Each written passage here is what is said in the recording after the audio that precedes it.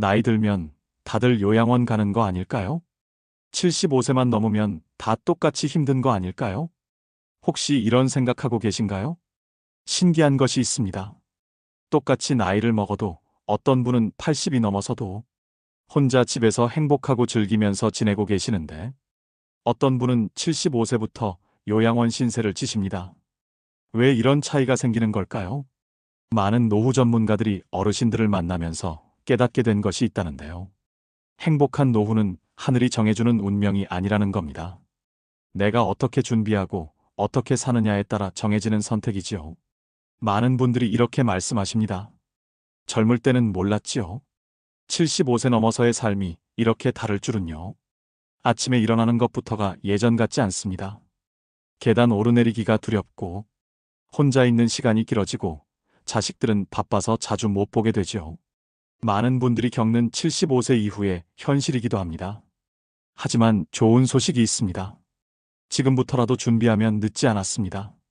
오늘 제가 말씀드릴 6가지, 이것을 한다면 75세에서 85세의 나이에도 요양원 신세 지지 않고 내 집에서 존엄하게 살아가실 수 있습니다.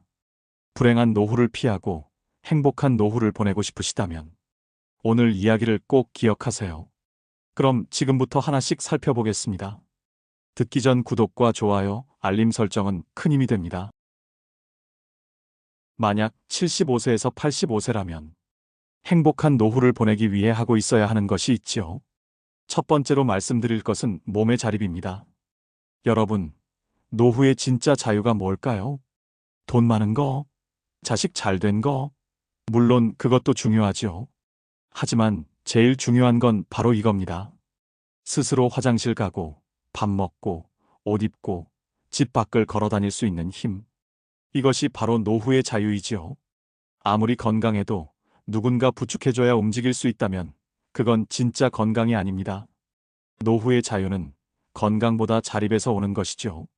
그럼 어떻게 이 자립을 지킬 수 있을까요? 가장 먼저 수면 관리입니다. 나이 들면 잠이 안 오는 게 당연하지 이렇게 생각하시는 분들 많으신데요. 절대 그렇지 않습니다. 잠을 제대로 못 자면 건강에 엄청난 악영향을 끼칩니다. 미국의 의대 연구팀이 발표한 자료를 보면 수면이 부족하면 치매 위험이 2배 이상 높아진다고 합니다. 왜 그럴까요? 잠자는 동안 우리 뇌에서는 독성 물질을 청소하는 작업이 일어납니다. 그런데 잠을 못 자면 이 청소가 제대로 안 되는 것이죠. 게다가 수면 부족은 낙상 위험도 크게 높입니다. 몸의 균형 감각이 떨어지고 순간 판단력이 흐려지지요. 매일 밤 규칙적으로 7시간 정도는 주무시려고 노력해 보세요. 그리고 낮잠을 주무신다면 30분에서 1시간 정도 주무시는 것이 좋습니다. 더 길어지면 밤잠을 못 이룰 수 있고 불면증이 생기기 쉽기 때문이죠. 두 번째, 매일 30분 걷기입니다. 걷기가 뭐 그리 대단하냐 싶으시지요? 그런데 이게 정말 중요합니다.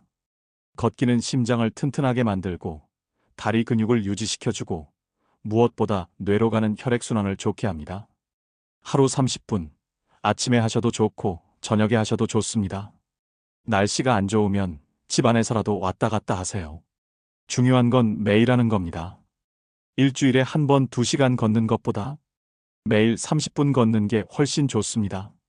다음으로 근력 유지와 낙상 예방입니다. 75세 넘어서 제일 무서운 게 뭔지 아시나요? 바로 넘어지는 것인데요. 노년의학 전문의들도 정말 주의를 많이 주십니다.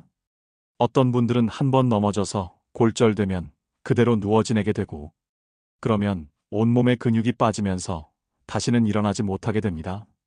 그래서 근력 운동이 꼭 필요합니다. 그렇다고 일부러 비싼 헬스장은 갈 필요 없습니다.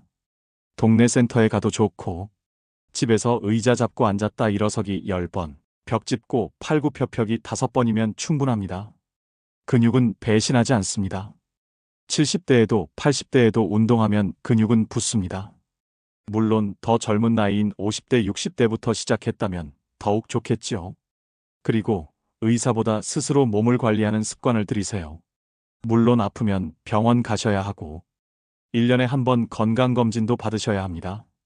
도움이 필요할 땐 당연히 받으셔야 하지요. 하지만 평소에 내 몸 상태를 체크하고 혈압 재고, 혈당 관리하고, 약 먹는 시간 지키는 것은 여러분 스스로 꼭 하셔야 합니다. 내 몸의 주인은 의사 선생님이 아니라 바로 나 자신입니다. 이 사실을 꼭 기억하세요. 내가 나를 잘 챙기는 사람이 행복한 노후를 보내게 된다는 것을 잊지 말아주세요.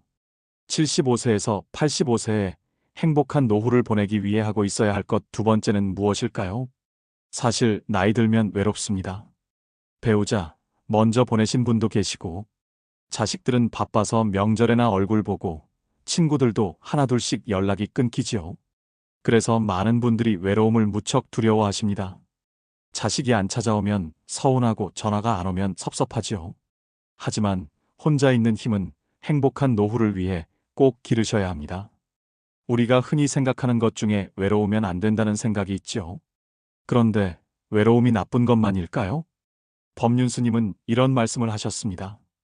외로움은 타인이 없어서 생기는 게 아니라 자기 자신과 친하지 못해서 생기는 것이다.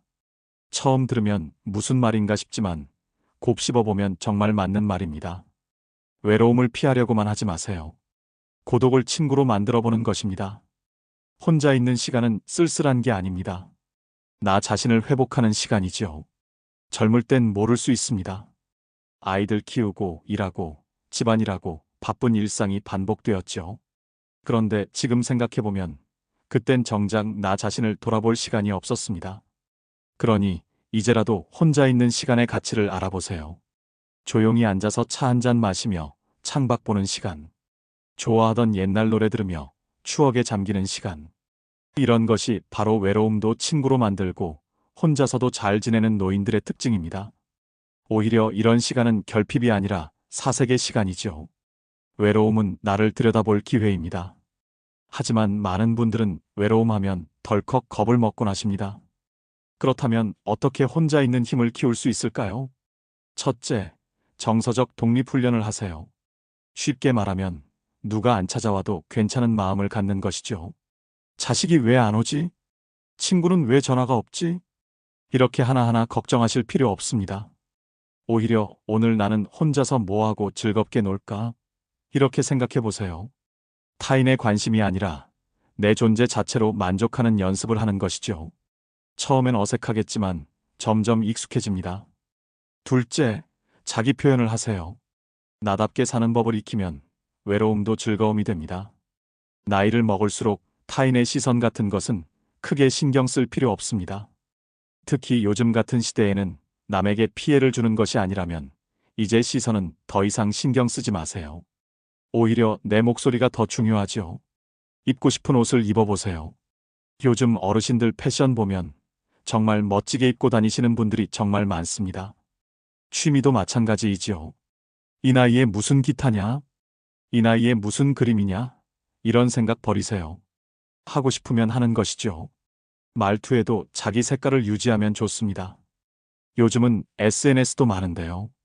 오늘 먹은 밥 사진 올리고, 산책하다 찍은 꽃 사진 올리고, 그러면서 사람들이랑 소통하는 것도 좋습니다. 블로그 같은 곳에 사진이나 일기를 쓰는 것도 좋고, 편지 쓰는 것도 좋습니다. 여러분의 삶을 표현해 보세요. 제가 아는 한 어르신은 78세에 방송 활동을 시작하셨는데요. 처음엔 가족들이 말렸답니다. 아버지, 그 나이에 무슨 방송 활동을 하세요? 그런데 지금은 유명해지셔서 계속해서 섭외가 들어오고 자신의 이야기를 나누니 기분 좋다고 하셨죠. 매일 아침 일어나서 오늘도 무슨 이야기를 전할까 생각하면서 감사하다는 생각을 하십니다. 이런 것을 보면 나이는 숫자일 뿐입니다. 셋째, 배우는 사람은 나이를 먹어도 늙지 않습니다. 새로운 걸 배워보세요. 스마트폰 사용법이든 그림 그리기든 영어든 뭐든 상관없습니다. 다만 너무 스트레스 받지는 마세요. 젊을 때와는 달리 지금은 시험 보려고 배우는 것이 아니지요. 즐기려고 배우는 겁니다. 못해도 괜찮고 느려도 괜찮습니다. 배우는 그 과정 자체가 즐거움이지요. 70대, 80대에 들어서서 행복한 노후를 위해 해야 할 것. 세 번째는 생활 자립 환경을 내가 직접 꾸리는 것입니다. 솔직하게 말씀드려 볼게요. 많은 분들이 요양원에 가시는 이유가 건강 때문만은 아닙니다. 몸이 불편해서도 있지만 사실은 집에서 혼자 사는 게 너무 힘들고 위험하기 때문입니다. 화장실 가다 넘어질까봐 무섭고, 밤에 혼자 있으면 불안하고, 뭔가 문제가 생겼을 때 대처할 방법이 없으니까요. 그렇다면 우리는 어떻게 해야 할까요? 요양원에 가지 않으려면 미리 대책을 세워야 합니다. 노후에 스스로 살아갈 수 있는 환경을 만들어 놓는 것이죠. 집을 단순한 공간이 아니라 삶을 유지하는 시스템으로 바꿔야 합니다. 먼저 안전 중심 구조를 만들어 보세요. 화장실에 손잡이를 다는 것부터 시작하세요. 문턱은 가능하면 없애고 바닥은 미끄럽지 않은 재질로 바꾸세요. 밤에 화장실 갈 때를 위해서 센서 등을 복도에 달아두세요. 이런 작은 변화들이 여러분을 지켜줍니다. 한 번 넘어지는 것보다 손잡이 하나 다는 것이 훨씬 쉽고 비용도 적게 듭니다. 그리고 집에 계단이 있다면 양쪽에 난간을 꼭 설치하시는 것이 좋습니다. 둘째, 생활 동선을 단순화하세요. 자주 쓰는 물건들은 허리 높이에 놓아야 합니다. 무거운 냄비나 그릇을 높은 곳에 두면 꺼내다가 떨어뜨릴 수 있습니다. 침실, 화장실, 부엌이 가까이 있도록 생활 공간을 재배치하는 것도 생각해 보세요. 2층에 침실이 있다면 1층으로 옮기시는 것도 고려할 만합니다. 계단은 나이 들수록 정말 위험합니다. 하루에도 몇 번씩 오르내리다 보면 언젠가 사고가 날 수 있죠. 셋째, 디지털 도구를 활용하세요. 나는 기계 같은 거 잘 모르는데 하실 수 있습니다. 하지만 요즘은 말만 하면 되는 것들이 많습니다. 불 켜줘, 문 잠가줘, 응급전화 걸어줘. 이렇게 음성으로 명령하면 작동하는 스마트홈 기기들이 있습니다. 처음엔 낯설겠지만 익숙해지면 정말 편하죠. 배달 어플도 하나쯤은 배워두시면 좋습니다. 몸이 안 좋아서 밖에 나가기 힘든 날에도 식사를 해결할 수 있으니까요. 자식들한테 부탁하지 않아도 되고 혼자서 잘 해낼 수 있는 것입니다. 넷째, 정서적 안정감 있는 인테리어를 만들어 보세요. 무엇보다 하루에 반나절 가까이 생활하는 집이 어둡고 답답하면 사람도 우울해집니다. 아침에 일어나면 커튼부터 활짝 여세요. 햇빛이 들어오는 집은 기운이 다릅니다. 작은 화분 하나라도 키워보세요. 물 주고 가꾸는 재미도 있고 무엇보다 살아있는 생명을 돌보는 일은 사람 마음을 따뜻하게 만듭니다. 좋아하는 가족 사진이나 옛날 여행 사진을 벽에 걸어두시는 것도 좋습니다. 집이 아늑하고 따뜻해야 혼자 있어도 외롭지 않습니다. 다섯째, 지역사회와 연결된 생활권을 유지하세요. 지금 사시는 곳에서 걸어서 병원이나 약국을 가실 수 있나요? 마트는 가까이 있나요? 경로당이나 복지관은 근처에 있습니까? 이런 것들이 정말 중요합니다. 집에서 혼자 고립되지 않으려면 걸어서 갈 수 있는 곳들이 있어야 합니다. 차가 없어도 자식이 안 와도 스스로 생활할 수 있는 환경을 만드는 것이 노후의 행복을 부르는 진짜 자립입니다. 다음으로 행복한 노후를 위해 지켜야 할 것은 경제적 자립인데요. 말만 들어서는 어려울 것 같지만 꼭 그렇지는 않습니다. 누구나 하실 수 있는 방법인데요. 여기서 중요한 건 돈이 많고 적음이 아닙니다. 노년 전문가들이 많이들 강조하는 것은 바로 통제력입니다. 내 돈을 내 마음대로 쓸 수 있는 상태. 이것이 진짜 부자이지요. 아무리 재산이 많아도 자식이 관리하고 있어서 쓰고 싶을 때 못 쓴다면 그게 무슨 소용일까요? 반대로 연금이 적어도 고정 지출을 잘 관리하고 계획적으로 쓴다면 얼마든지 편안하게 살 수 있습니다. 먼저 고정 지출을 관리하세요. 매달 나가는 돈이 얼마인지 정확히 알고 계신가요? 통신비, 보험료, 관리비, 공과금 이런 것들을 한번 점검해 보세요. 안 쓰는 보험은 없는지, 필요 없는 구독료는 나가고 있지 않은지 살펴보세요. 한 달에 5만 원만 줄여도 1년이면 60만 원입니다. 작은 돈 같지만 노후에는 이런 돈 하나하나가 소중합니다. 가계부를 쓰시는 것도 좋고 요즘은 스마트폰 앱으로도 쉽게 관리할 수 있습니다. 중요한 건 내가 얼마를 쓰는지 정확히 아는 것이죠. 둘째, 소액 투자에 대해서도 알아두세요. 은행 예금만으로는 물가 상승을 따라잡기 힘들 수 있습니다. 하지만 그렇다고 무리한 투자는 절대 안 됩니다. 원금을 잃으면 회복할 방법이 없으니까요. 국채나 안전한 펀드 정도로 여유 자금의 일부만 운용하세요. 욕심내지 마시고 위험하지 않은 범위 내에서만 하세요. 고수익, 특별한 기회라는 말이 나오면 일단 의심부터 하셔야 합니다. 셋째, 사기와 유혹을 조심하세요. 이것이 정말 중요합니다. 우리나라 60대 이상은 물론 70대, 80대에도 정말 많이 당하시는 것이 바로 보이스피싱과 투자 사기입니다. 원금 보장에 매달 고수익이라는 말은 절대 믿지 마세요. 세상에 그런 건 없습니다. 자식이나 손주가 급하게 돈이 필요하다고 전화 왔다면요. 일단 끊으세요. 그리고 직접 전화해서 본인 목소리로 확인하세요. 무엇보다 직접 확인하는 것이 먼저입니다. 은행에서 전화 왔다면요. 끊고 여러분이 직접 은행의 공식 번호로 전화하세요. 조금 불편해도 이것이 여러분의 노후 자금을 지키는 길입니다. 한번 사기당하면 평생 모은 돈이 한순간에 날아갑니다. 실제로 몇십억 원대의 자산을 힘들게 모으신 77세의 어르신도 사기 피해로 인해 재산의 절반 이상을 날리셨다고 하셨죠. 이런 것을 보면 괜히 남일이 아니다라는 생각이 들게 됩니다. 넷째, 경제적 불안을 줄이는 습관을 만드세요. 불안의 상당 부분은 모른다는 데서 옵니다. 내가 얼마를 가지고 있고 얼마를 쓰고 얼마가 남는지 명확히 알면 불안이 줄어듭니다. 매달 통장을 확인하세요. 카드 사용 내역도 체크하세요. 숫자로 명확히 보이면 마음이 안정됩니다. 돈이 부족할까 하는 막연한 불안보다 이번 달은 30만 원 남았네 하는 명확한 현실이 훨씬 낫습니다. 마지막으로 하나 더 말씀드리겠습니다. 자식에게 너무 많이 주지 마세요. 자식한테 부담 안 주려고 미리 주는 거다. 이렇게 생각하실 수 있는데요. 여러분의 노후 자금이 먼저입니다. 자식은 자식 인생이 있습니다. 자식들이 스스로 살아가도록 하세요. 여러분이 경제적으로 자립해야 자식들도 편합니다. 나중에 돈 없어서 자식한테 손 벌리는 것이 진짜 부담일지 모릅니다. 그러니 지금 당당하게 내 노후를 지키세요. 미안해하실 필요 없습니다.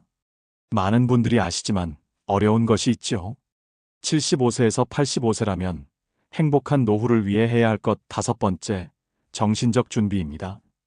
어떻게 보면 가장 어려운 부분일 수 있습니다.